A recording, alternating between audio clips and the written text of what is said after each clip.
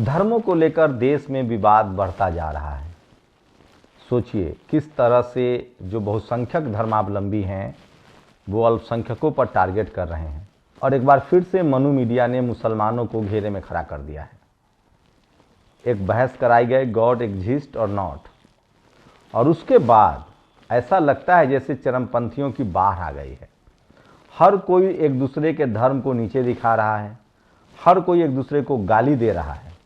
लेकिन मैं इसे नैतिक रूप से जिम्मेदार मानूंगा। जो ज़्यादा संख्या में लोग हैं उनको इस देश को बेहतर बनाना है तो एक भाईचारा रखना पड़ेगा। धर्म, आस्था ये तब तक चलता रहेगा जब तक देश डेवलप न हो जाए, जब तक हर घर में एजुकेशन, विज्ञान न हो जाए। उसके बाद भी धर्म रहेगा, आस्था रहेगा। क्योंकि बुद्ध ने कहा है दुख है तो कारण है, कारण है तो निवारण है। जीवन है, इसमें तमाम तरह के दुख हैं, तमाम तरह के उतार चढ़ाव है। कोई इंसान आपको नहीं मिलेगा, ये साइकोलॉजी है। आप किसी इंसान से मिलिए। बुद्ध एक सोशल रिफॉर्मर थे, जैसे पैगंबर साहब थे, गुरु नानक साहब थे। मैं सारे जो सामाजिक रिफॉर्मर है, सोशल रिफॉर्मर है, जिनको आप भगवान कहते हैं, मैं उन सबका सम्मान करता हूँ। बुद्ध, कबीर, पैगंबर, रविदास महाराज, जो जिसको मानते हैं उनका सम्मान करना चाहिए। लेकिन सम्मान के नाम पर कैसे एक दूसरे को नीचे दिखाया जा रहा है वो एक एक बात बताऊंगा। लेकिन सबसे पहले धर्म क्यों है और धर्म से लगाव क्यों है वो समझिए। एक बार एक महिला का बच्चा मर जाता है, वो उनको लेकर बहुत भाव विहल है, उनके लिए सबसे कठिन समय है। वो बुद्ध के पास आती हैं, वो कहती हैं कि बुद्ध आप तो बहुत बड़े ज्ञानी हैं, भगवान हैं, आप हमारे बच्चा को जिंदा कर दीजिए। बुद्ध कहते हैं कि ठीक है, लेकिन आपको एक काम करना पड़ेगा। उन्होंने पूछा क्यों? उन्होंने कहा कि जाइए उस घर से सरसों का दाना ले आइए जिस घर में कोई मरा ना हो। वो महिला अपने बच्चे को लेकर गांव-गांव, शहर-शहर भटकती है और उसे कोई ऐसा घर नहीं मिलता है जिसमें कोई मरा नहीं हो। तभी उसे ज्ञान होता है कि दरअसल जीवन और मरण सत्य है। सोचिए। उसी तरह से एक बार बुद्ध की बहस हो रही है। उनसे एक साधु पूछते हैं कि बुद्ध, पूजा पाठ, धर्म, यज्ञ सब क्या है? बुद्ध कहते हैं कि एक नाला है और इस नाले को आपको उस तरफ जाना है, तो कैसे जाएंगे आप? तो वो कहते हैं कि या तो पानी है तो नाव से जाएंगे, सूखा हुआ है तो पैदल चलकर चले जाएंगे। आज के ज़माने के होते तो वो कहते कि हम जहाज़ से चले जाएंगे या हम ड्रोन से उड़ के चले जाएंगे। पहले लोग नाव से चलते थे या पैदल चलते थे, हाथी घोड़े की सवारी कर सकते हैं। बुद्ध ने कहा कि बिल्कुल ठीक, लेकिन क्या हम इस किनारे पर बैठकर कोई मंत्र जाप करे, कोई पूजा पाठ करे तो क्या हम जा सकते हैं उस पार? तो नहीं। मतलब कर्म की प्रधानता है दुनिया में। आपको बुद्ध से एक बहुत वो रहते थे, जब उनका सबसे समय वर्षावास जो है, मैं ये सब तर्क की बातें कह रहा हूँ। एक बड़े धन्ना सेठ थे, उनका वजन बहुत बढ़ा हुआ था, बीमार थे। तो वो बुद्ध के पास गए, कहे कि मेरी बीमारियों का कारण मेरे पास पैसा संपत्ति सब है, बीमार हूँ। बुद्ध कहते हैं कि आपको बीमारी है तो इसका कारण भी आप ही है और निवारण भी आप भी है। तो उन्होंने कहा कैसे? तो कहा कि उन्होंने आप अपने जीभ पर नियंत्रण कीजिए, आपको भोजन कम करना पड़ेगा। उसके बाद उन्होंने कहा कि आप अपने मन का भोजन एक दिन कीजिए और जो आपको नहीं पसंद है वो आप 5-7 दिन खाइए, आप स्वस्थ हो जाएंगे।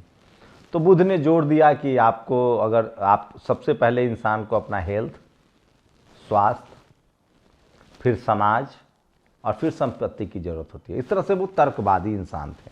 तो हर दौर में गुरु नानक साहब ने रेसिज्म के खिलाफ लड़ा, उन्होंने परोपकार की भावना उत्पन्न की। गुरु नानक, कबीर, रविदास महाराज, सबको देखिए। तो जिनकी भी आस्था है, जब आदमी तकलीफ में होता है, लाचार और बेबस होता है, तो वो अपने अपने जिन पर उनको आस्था है, जिनको बताया गया है।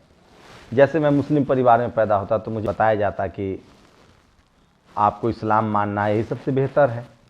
मैं हिंदू धर्म में पैदा हुआ तो मुझे बताया जाता है कि आपके ये इष्ट देवता हैं, भगवान राम हैं, काली हैं, माँ दुर्गा हैं। मैं क्रिश्चियन पैदा होता तो ईसा मसीह, क्रिश्चियन परिवार में पैदा होता। मैं बुद्धिस्ट परिवार में पैदा होता तो तथागत बुद्ध मेरे लिए अनुयायी होते। लेकिन उसके बाद एक दौर भी आया। आप किसी भी धर्म में पैदा हों, किसी भी परिवार में पैदा हों, आप धर्मों का तुलनात्मक अध्ययन करते हैं। जैसे जब कबीर ने अध्ययन किया सभी धर्मों का, तो उन्होंने अंधविश्वास और कर्मकांड पर तंज करना शुरू किया। बाबा साहब ने सभी धर्मों का अध्ययन किया, उन्होंने बुद्ध धर्म अपनाया। सुनीलाल पटेल ने सभी धर्मों का अध्ययन किया, धम्म अपनाया। बीपी मंडल साहब ने सभी धर्मों का अध्ययन किया, अब उन्होंने धम्म का रास्ता अपनाया। और आप देखेंगे आज के समय में भी बहुत सारे, अभी सुरुति हसन ने धम्म का रास्ता अपनाया, बहुत सारे लोग इस्लाम अपनाते हैं। अभी भारत में बहुत सारे मुस्लिम लोग जो हैं वो हिंदू धर्म अपना रहे हैं। तो बहुत सारी वजह हैं इसकी। धर्म वही फलता फूलता है, ये मैटर करता है कि सत्ता में कौन लोग हैं, अभी सत्ता किनकी है। लेकिन सोचिए, ये जो धर्म के लावादा ओढ़कर जो लोग सत्ता में जाने के लिए या सत्ता के सहारा के लिए जो अत्याचार करते हैं, वो धार्मिक तो नहीं है। मैंने छोटी सी बात जो मैं टूटी फूटी भाषा में समझता हूं, मैंने आपको बताने की कोशिश की। आस्था धर्म का सीधा संबंध आदमी के तकलीफ़ों से है। वो मंदिर जाता है, मस्जिद जाता है, गुरुद्वारे जाता है, चर्च जाता है, उसकी कुछ इच्छाएं हैं। इंसान है तो इच्छाएं हैं, तकलीफ़ें हैं, किसी को समस्या है, कोई खुशी से जाता है, किसी को कुछ हासिल हुआ है तो जाता है। लेकिन सोचिए गड़बड़ी कहाँ शुरू होती है। जैसे ये शख्स देखिए जो तस्वीर में दिखा रहा हूँ, ये शख्स बांग्लादेशी मुसलमान, पढ़ा लिखा आदमी है, बांग्लादेशी मुसलमान था। पहले एथिस्ट था, उसके बाद आजकल ये भारत में कहीं किसी शहर में रह रहा है। और चूंकि सत्ता को इसकी समझ है, पढ़ा लिखा है, होशियार है, तो ये कट्टर हिंदू बन गया है और ये ईसाइयों को धमका रहा है, गाली दे रहा है, सोशल मीडिया पर वायरल है। कुछ खबरें आई कि ये शख्स बेंगलोर का है, लेकिन अब बेंगलोर की पुलिस ने कहा है कि नहीं, अभी हमें जानकारी नहीं है। लेकिन इस शख्स का वीडियो वायरल है। अब इस तस्वीर को देखिए, ये कोई मौलाना साहब हैं, इन्होंने ही अभी बहस की थी जावेद अख्तर से। जावेद अख्तर ने कहा कि गॉड नहीं है, ऐसे बहुत सारे विचारकों ने कहा है। आप जैन धर्म को पढ़ेंगे तो जैन धर्म के जो महावीर, भगवान महावीर हैं, भगवान महावीर ने तो मुंह बंद रखने के लिए कहा है, सांस भी फिल्टर करके लेने के लिए कहा कि कोई कीड़ा मकोड़ा आपके श्वास में न चला जाए।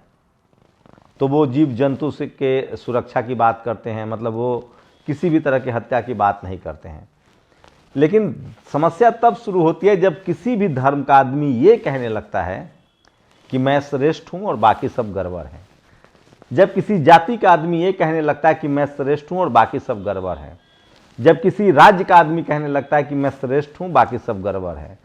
जब किसी देश का आदमी कहने लगता है कि मैं श्रेष्ठ हूं और बाकी सब गड़बड़ है। इसी को रेसिज्म कहते हैं, इसी को क्षेत्रवाद कहते हैं, इसी को रीजनलिज्म कहते हैं, इसी को राष्ट्रवाद कहते हैं। मैं फिर कह रहा हूं, न तो कोई धर्म से ऊंच नीच होता है, न जाति से ऊंच नीच होता है, न कोई भाषा से ऊंच नीच होता है, न कोई खान पान से ऊंच नीच होता है। आपका सब कुछ निर्भर करता है किस परिवार में पैदा हुए हैं। आप चीन में पैदा होते तो आप वहाँ का फूड स्टाइल अपनाते। भारत के कुछ लोग कहते हैं कि ये खाना पाप है, ये खाना सही है।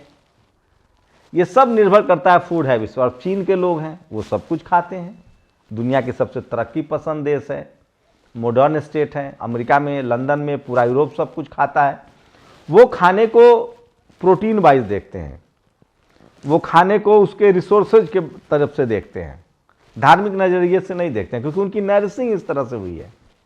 तो सोचिए, आपको मैं बस समझाने की कोशिश कर रहा हूं। मैं कोई धर्म गुरु तो हूं नहीं, मैं बहुत पढ़ा लिखा नहीं हूं, मामूली सा पत्रकार हूं। समस्याएं क्या शुरू, अब ये जो मौलाना है जो बहस कर रहे थे गॉड एग्जिस्ट और नॉट, इनका तर्क है गॉड है तो ये माने। लेकिन इनका अब सोशल मीडिया पर वीडियो वायरल हो रहा है, कह रहा है कि सिर्फ इस्लाम ही सही है, बाकी सब धर्म खराब है। उसी तरह से ये शख्स जो है ये कह रहा है कि नहीं, आपको हिंदू धर्म का होना पड़ेगा, तुम बाकी दूसरे धर्म को नहीं मान सकते हो। मैं बुद्धिस्ट हूं तो मैं कहूं कि नहीं, हिंदू में बुद्धि होना पड़ेगा। लेकिन अमूमन जब आप तुलनात्मक अध्ययन करेंगे तो पता चलेगा कि जो बुद्ध धर्म के अनुयायी हैं वो तर्क पर विचार करते हैं, तो सबकी अपनी है। लेकिन धर्म के नाम पर हिंसा जायज नहीं है। भारत में एक कानून है, संविधान है। जब कानून और संविधान नहीं था, जब इस देश में मनुस्मृति था, तब सजा देने की अलग प्रक्रिया थी। पहले राजा को कोई सजा नहीं होती थी। पहले जो राजा होते थे उनको कोई सजा होती थी। हिटलर को कोई सजा हुई? वो डिक्टेटर है, वो कानून को नहीं मानता है। राजा पहले कानून को नहीं मानते थे, उन्हीं वही कानून बनाते थे। लेकिन सोचिए लोकतंत्र में क्या होता है, प्रधानमंत्री, मुख्यमंत्री, राष्ट्रपति, जज, आप सब पर सवाल उठा सकते हैं। यह सबसे बेहतर प्रक्रिया है।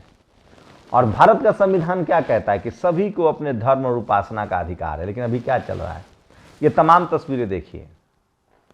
अभी कुछ दिन पहले मुसलमानों को टारगेट किया गया, टारगेट बकरीद हो तो मुसलमानों को टारगेट किया जाता है। इस देश में सिख समाज का नरसंहार हुआ है, बुद्धिस्ट तो आए दिन रोज मारे जाते हैं। अभी चूंकि बीजेपी आरएसएस की सरकार है तो मुस्लिम तेजी से हिंदू धर्म अपना लेते हैं, बहुत सारे लोग हैं, अवसरवादी लोग हैं। धर्म परिवर्तन आपको करना है तो उसका बाकायदा अध्ययन रद्द कीजिए। लेकिन 90% जो लोग धर्म परिवर्तन कर रहे हैं, जो आदमी सत्ता में जो लोग बैठे हुए हैं उनका जो धर्म है और उस धर्म को अपना रहा है, तो वो समझिए या तो डर है या लालच है। बाबा साहब ने हिंदू धर्म में पैदा हुए थे और हिंदू धर्म सत्ता में था, बहुसंख्यक आबादी हिंदू धर्म की है, लेकिन उन्होंने बौद्ध धर्म अपनाया। तो वो डर नहीं था, उन्होंने अपने विचार से फैसला किया। आप जैसे आज सत्ता में आरएसएस है, बीजेपी है, ये ब्राह्मण धर्म के अनुयायी हैं, और आज के समय में आप मुस्लिम हैं और आप हिंदू धर्म में जा रहे हैं, इसका मतलब आपके अंदर भय है, डर है। जैसे मुगलों के समय में भी बहुत सारे लोगों ने इस्लाम अपनाया है। मैं ये कार्ड आपको दे रहा हूं, सोचिए ये खुद लिख रहे हैं, ये मुस्लिम है और लिख रहे हैं कि छठी पीढ़ी में ये खुद ब्राह्मण थे। ये मैंने ये सोशल मीडिया पर कार्ड वायरल है, अब पता नहीं असली है नकली है। तो बहुत सारे लोग हैं जिन्होंने राजाओं के दौर में धर्म परिवर्तन किया है, तलवार के दम पर भी धर्म परिवर्तन किया है, और आज भी लोग सत्ता का रंग रूप देखकर धर्म परिवर्तन कर रहे हैं। वो धार्मिक तो कतई नहीं है, वो सिर्फ और सिर्फ स्वार्थ है उनका। धार्मिक तो गुरु नानक साहब थे, पैगंबर साहब थे, बुद्ध थे, कबीर थे, रविदास थे, जिन्होंने दुनिया को न्याय का रास्ता दिखाया, सत्य का रास्ता दिखाया, अच्छाई का रास्ता दिखाया। ये जो आज जिनकी सत्ता, आज ये लोग जो आज हिंदू धर्म के ठेकेदार बन रहे हैं, कल कोई इस्लाम मानने वाला प्रधानमंत्री बन जाए, कल कोई बुद्धिस्ट मानने वाला प्रधानमंत्री बन जाए, कल कोई क्रिश्चियन मानने वाला प्रधानमंत्री बन जाए, तो ये सब उसी धर्म को मानने लगेंगे। ये दरअसल लोग ये जो डंडे के दम पर जो अपना धर्म दूसरे पर थोपते हैं ना, ये धार्मिक नहीं है, ये शातिर और स्वार्थी लोग हैं। धर्म का मतलब होता है कि आप मानव एक समान, मन के एक समान, जो घासीदास महाराज ने कहा है। धर्म का मतलब होता है इंसानियत, मानवता, भाईचारा, परोपकार। और सभी धर्मों को आप तुलनात्मक रूप से अध्ययन करेंगे तो उसमें कोई दिक्कत नहीं है। सभी धर्म नेक बात लिखता है, नेक काम कहता है।